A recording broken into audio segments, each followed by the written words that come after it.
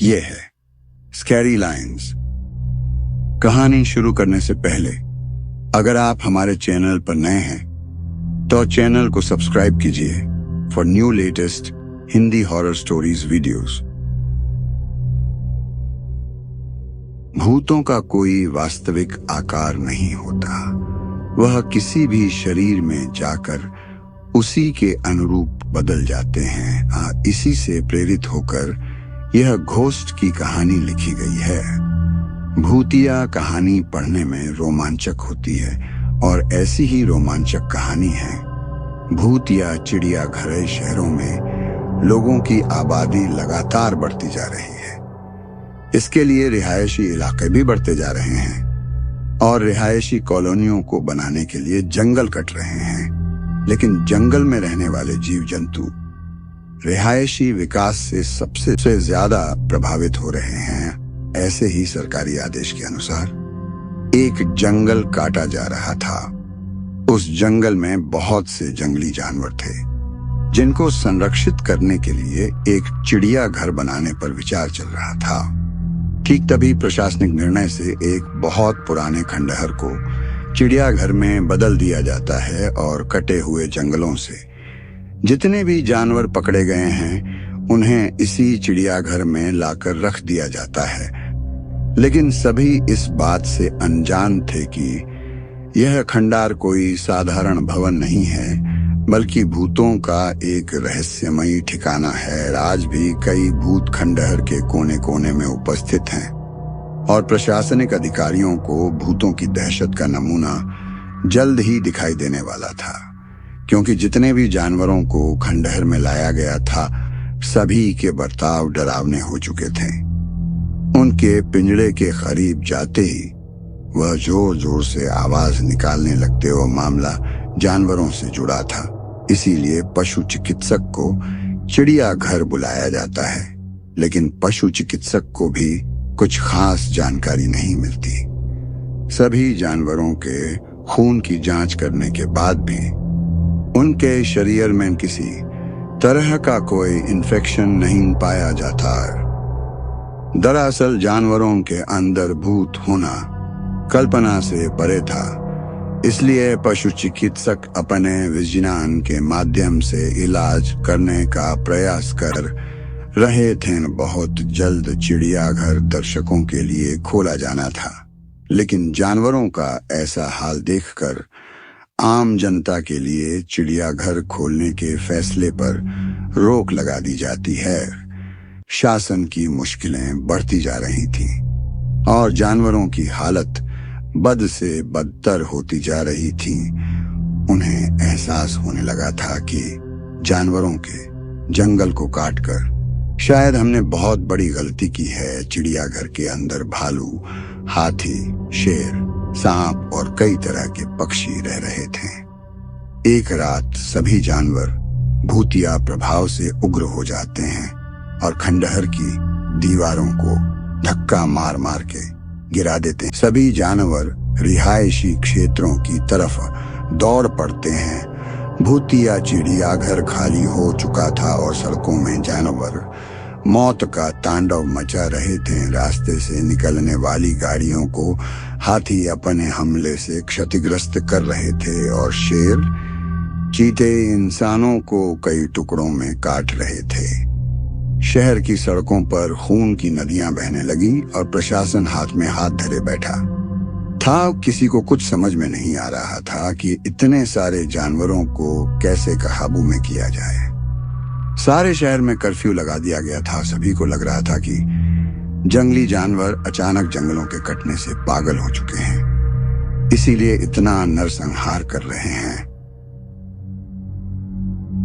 किसी भी कानून में इंसानों की जान को प्राथमिकता दी जाती है, इसीलिए जंगली जानवरों को मारने के आदेश जारी कर दिए जाते हैं और आदमखोर जानवरों को हेलीकॉप्टर की मदद से ट्रैक किया जाने लगता है।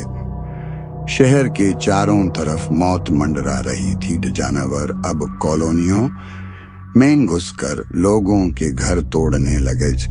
जानवरों की दहशत से कोई पहाड़ में भाग रहा था तो कोई पेड़ में चढ़ आया। आई आई आई।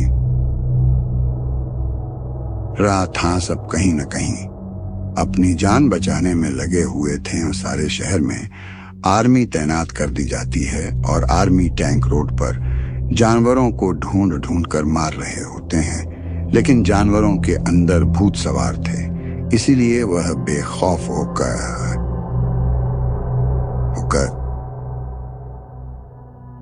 आर्मी के टैंकों की धज्जियां उड़ा देते हैं। हाथी अपनी जोरदार टक्कर से कई टैंकों को धराशायी कर देते हैं। जानवर किसी के कंट्रोल में नहीं आ रहे थे, तभी अचानक ऊपर उड़ रहे हेलीकॉप्टर पर एक विशालकाय बाज झपट्टा मार देता है, जिससे हेलीकॉप्टर का संतुलन बिगड़ जाता है और हेलीकॉप्टर घने जंगल में जा गिरता है, जिससे जंगल में एक जोरदार धमाका होता है और हेलीकॉप्टर के अंदर उपस्थित सभी लोगों की जान चली जाती है। भूतिया जानवरों ने आतंक मचा दिया था, लेकिन इसके लिए जिम्मेदार हम लोग थे, जिन्होंने उनके जंगलों को अपने फायदे के लिए कटने दिया और जंगली जानवरों को मजबूरी में उस भूतिया चिड़ियाघर में आकर रहना पड़ा। आर्मी की गोली से अचानक एक शेर मर जाता है, जिसे उठाकर अनुसंधान केंद्र लाया जाता है ताकि उसकी जांच से पता लगाया जा सके है कि सभी जानवर किस वजह से ऐसा बर्ताव कर रहे हैं। सभी परीक्षणों की रिपोर्ट आने के बाद वैज्ञानिकों को पता चलता है कि जानवरों के मानसिक हार्मोनल परिवर्तन हुए हैं और यह बदलाव कुछ समय पहले ही हुए हैं, लेकिन ऐसा क्यों हुआ और जानवर ऐसा किस वजह से कर रहे थे, इसका पता खंडहर के अंदर ही चल सकता था। वैज्ञानिकों को खंडहर में कुछ संदेह उत्पन्न होता है, इसलिए वह जांच करने के लिए अपने यंत्रों के साथ उसी भूतिया चिड़ियाघर पहुंच जाते हैं और सारे खंडहर के कोने कोने की फ्रीक्वेंसी की जांच करते हैं। तब उन्हें अपने डिवाइस पर आत्माओं के होने के संकेत दिखाई देते हैं।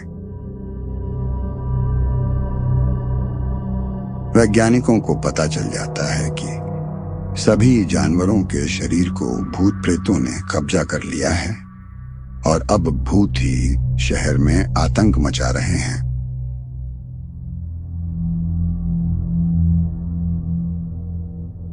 वैज्ञानिक प्रशासनिक अधिकारियों से मुलाकात करते हैं और बताते हैं कि सभी जानवरों के आदमखोर बनने की वजह भूतिया आत्माएं हैं जो कि उस खंडहर में मौजूद हैं ना। हमें जानवरों के अंदर से भूत निकालना होगा ताकि जानवरों को संरक्षित जा सके और शहर को श्मशान बनने से रोका जा सके।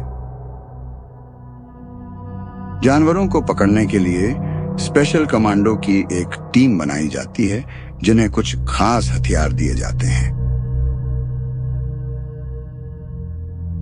कमांडो एक एक करके सभी जानवरों को बुलेट गन इंजेक्शन की मदद से काबू में कर लेते हैं, लेकिन मजबूरी में कुछ जानवरों को जान से मारना पड़ता है और जानवरों को रिसर्च सेंटर लाया जाता है और उनके मानसिक बर्ताव को ठीक करने के लिए उनका न्यूरो हार्मोन ट्रांसप्लांट किया जाता है। कई दिनों के इलाज के बाद सभी जानवरों की हालात ठीक होने लगती है, लेकिन उस भूतिया चिड़ियाघर को हमेशा हमेशा के लिए ध्वस्त कर दिया जाता है। भूत केवल इंसानों को नहीं, जानवरों को भी क्षति पहुंचा सकते हैं। यह बात वैज्ञानिकों को समझ में आ चुकी थी और जानवरों के आतंक के खत्म होने के साथ ये कहानी भी समाप्त हो जाती है। अगर आपको ये कहानी अच्छी लगी हो तो वीडियो को लाइक कीजिए, चैनल पर नए हैं तो चैनल को सब्सक्राइब कीजिए।